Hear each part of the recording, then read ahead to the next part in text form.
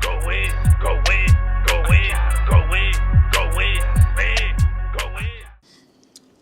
Let's go to our Sunday night matchup on NBC. It's the 0-1 Atlanta Falcons traveling to Minnesota to take on the 1-0 Minnesota Vikings. It's a 8:20 p.m. kickoff on NBC. The Vikings are favored by 4.5 points. The over-under for this matchup is 44.5 points. So, when I look at this matchup between the Falcons and Vikings, let's start off with the Falcons. Obviously, they are coached by Raheem Morris. And last week, the Falcons, they lost a tough game. It was a down-to-the-wire game. They lost 23-20 to their division foe in the Tampa Bay Buccaneers in week 1. And in that game, though, Michael Penix played well. He went 27-42. He threw for 298 passing yards, 1 touchdown. And B.J. Robinson, he had 6 receptions for 100 receiving yards, 1 touchdown. So when I look at the Falcons, obviously they got Michael Penix at quarterback. And I thought last year Michael Penix showed a lot of promise late in the season for the Atlanta Falcons. I mean, last year he had 3 touchdowns, 3 interceptions, 775 passing yards. He only completed about 58% of his passes last year, but I thought there were moments where Michael Penix showed a lot of promise for the Atlanta Falcons. And I thought in week 1 against the Buccaneers defense, I thought he played very well, because I'm looking at the Falcons offensively against the Buccaneers. They only had 69 rushing yards. And I like B.J. Robinson. I think Robinson is one of the best young running backs that we have in the NFL. But Robinson had a better receiving game than a rushing game. And I thought Penix, with the game in his hands, he did a pretty good job keeping the Falcons in the game.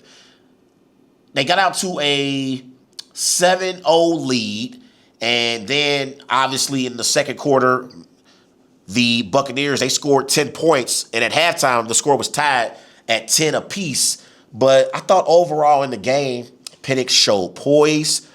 He was patient, going through his progressions, and I believe that the Falcons have found their future franchise quarterback. I'm going to record and say it now, that he is going to be their franchise quarterback moving forward. I like what I saw from Penix at Washington. He led the Washington Huskies to a national championship game appearance. Now, they lost that championship game. But I like what I've seen from Michael Penix in his short time being the quarterback for the Falcons. And I liked what I saw from him at college as well. So I think the Falcons have their quarterback in Michael Penix. Now, I'm looking at this Falcons team. Obviously, you got B.J. Robinson at running back along with Tyler Allgeier. And I like Allgeier with Robinson as that tandem at running back. At receiver, you got Drake London, okay? You got Darnell Mooney as well. You got Ray McLeod at the receiver position. So I like their skill position players. They're not great, but I think they are decent at the skill position in receiver. At tight end, you got Kyle Pitts. This is a big year for Kyle Pitts. And against the Bucks, Kyle Pitts had 7 receptions for 59 receiver yards. They are going to need Kyle Pitts in order for the Falcons to elevate offensively and for Michael Penix to take that next step. They are going to need Kyle Pitts to play at an elite level. And I'm looking at Kyle Pitts and his numbers since he's been in the NFL. Kyle Pitts, 203 receptions, 2,710 receiving yards, 10 touchdowns in his career. Remember, he was a first-round pick, so there were high expectations for Kyle Pitts coming into the NFL. And I think it's safe to say, so far, he has not lived up to the hype. Now, in his rookie season, he did have over 1,000 yards receiving, but since his rookie season, he has not had over 1,000 yards receiving. And in order for the Falcons to reach their max potential, they need Kyle Pitts to step up and live up to his hype and be one of the best young tight ends we have in the NFL. The same way I view Tucker Kraft, the tight end for the Packers, I view Kyle Pitts in that same light. So he's going to be important for their offense. Now, obviously, the Falcons have a young defense, right? And they have a defensive head coach in Raheem Morris. But I'm looking at that Falcons defense. As your pass rushers, you got Zach Harrison. Okay, you got Leonard Floyd. All right, at linebacker, you got Caden Ellis. Okay, in their secondary, you got Xavier Watts. You still got Jesse Bates, who I believe is arguably the best safety in the NFL. That Falcons defense, they are young. Okay, they are young. And against the Bucs in week 1, the Falcons defensively, they gave up over 250 total yards of offense. But I thought they did a pretty good job against the Buccaneers rushing attack. Now, the Buccaneers, they got Bucky Irving and Rachaad White in their backfield. And they held Irvin and White to only 101 rushing yards. And I think that's pretty good. Now, I know they still had over 100 yards rushing, but in today's NFL, if you can hold a team to 100 yards or less on the ground, that would be labeled as we did a pretty good job defensively. So it's going to be interesting to see how they do against J.J. McCarthy. Now, let's talk about J.J. McCarthy and the Minnesota Vikings. Obviously, the Vikings, their head coach is Kevin O'Connell. And the Vikings, they beat the Chicago Bears 27-24 in week 1. And J.J. McCarthy, this is in his debut. He went 13 of 20. He threw for 143 passing yards, 2 touchdowns, 1 interception. And I thought, watching that game against the Bears, obviously in the first 3 quarters, McCarthy struggled. It looked like the game was a little bit too fast for McCarthy. It looked like he was not able to go through his progressions and see the offense as well as we might have thought coming in. And I thought he just struggled. You could tell in the first 3 quarters that J.J. McCarthy is a rookie. But I told people, even in the offseason, that I got confidence in Kevin O'Connell. And I seen what Kevin O'Connell did last year with Sam Darnold. Because I don't believe Sam Darnold is an elite quarterback. I don't believe Sam Darnold is an upgrade over Geno Smith for the Seattle Seahawks. Now, obviously, the Seahawks organization, they feel different. But Sam Darnold is not an average quarterback to me. He is a below-average quarterback. But look at what Kevin O'Connell was able to do last year with Sam Darnold. The Vikings were 14-3, and Sam Darnold was in the MVP conversation. And I believe that J.J. McCarthy has a higher ceiling than Sam Darnold. And so they said at halftime, or at one point in the game, that they said that Kevin O'Connell, he went up to J.J. McCarthy, and he pretty much told McCarthy, hey, we're down 17-6. And they were trailing to the point where they had to depend on McCarthy to bring them back in the game. They had to. And so J.J. McCarthy, through the first 3 quarters, his passing grade was a 35.5. He threw a pick 6. He was 7 of 12. He threw for 56 yards, 1 interception, and 3 sacks. After being down 17-6, Kevin O'Connell had to trust J.J. McCarthy to bring the team back. And that's exactly what he did. In the 4th quarter, McCarthy, he was 6 of 8, 87 passing yards, 2 touchdowns, 1 rushing touchdown, a 90.3 passing grade. And that throw up the right sideline in the corner of the end zone to Aaron Jones was a elite throw from J.J. McCarthy.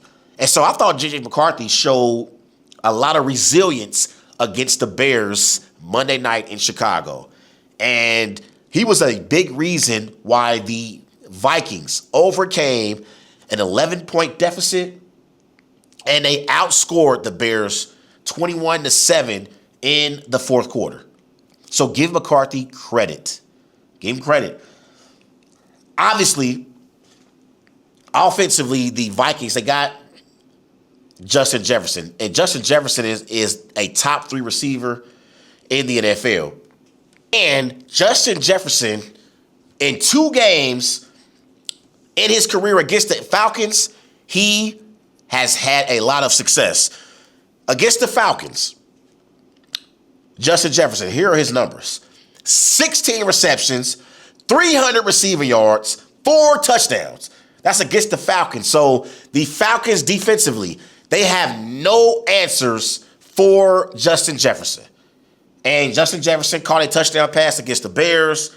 And obviously, he's a top 3 receiver in the NFL. Now, what's going to be interesting against the Falcons, can the Vikings establish a running game with Aaron Jones and Jordan Mason in the backfield? Against the Bears, Jordan Mason and Aaron Jones, they combined to rush for 120 rushing yards. And so I believe if the Vikings can establish the run with Aaron Jones and Jordan Mason, that's going to take some pressure off of McCarthy, and he's going to be more relaxed because this is his first game in Minnesota. Obviously, it's his first home game in a meaningful game, with it being Sunday Night Football. So if they can run the football with Aaron Jones and Jordan Mason and take some pressure off of J.J. McCarthy, that will really help the Vikings offensively. And obviously last week against the Bears, the Vikings, they had 254 yards of total offense, and they did give up 3 sacks, and that's going to be key as well. Can they protect J.J. McCarthy? Now, the Falcons' defensive front, they could not get to Baker Mayfield late in that week 1 matchup against the Buccaneers. So that's going to be key, that Vikings offensive line versus that Falcons defensive line. That's going to be a big, big matchup. And I'll also in this matchup, TJ Hawkinson, the tight end for the Vikings. I believe Hawkinson is one of the best tight ends we have in the NFL. If you have him on your fantasy team, that will bode well for you for sure. And so I really like this Vikings offense with Aaron Jones in the backfield and Jordan Mason with Justin Jefferson. They're going to get back Jordan Addison at some point. They still got Adam Thielen, the old vet. But for me, the biggest X factor and key matchup is going to be Brian Flores, the defensive coordinator for the Vikings, against Michael Penix. That's going to be the key in this matchup because defensive coordinator Brian Flores, he is one of the best defensive coordinators we have in the NFL. And his Vikings defense, they fly around. And last year, they were a top 5 defense in the NFL. And I'm looking at this Vikings defense. As your pass rushers, you have Jonathan Allen, okay? Jalen Redmond, Javon Hargrave, okay? At linebacker, you got Ivan Pace Jr. In that secondary, you still got Harrison Smith. He's questionable in this game, which he's dealing with an injury, but he is a really, really good safety. You got Byron Murphy as well. So if that Vikings defense can create pressure and make things difficult for Penix and the Falcons offense, the Vikings will cruise to a win. But this will be one of my upset picks in week 2 because the Vikings are favored by 4.5 points over the Falcons. I'm rolling with Michael Penix and the Atlanta Falcons to beat J.J. McCarthy and the Minnesota Vikings in Minnesota on Sunday Night Football. I'm rolling with the Falcons to beat the Vikings 24-21.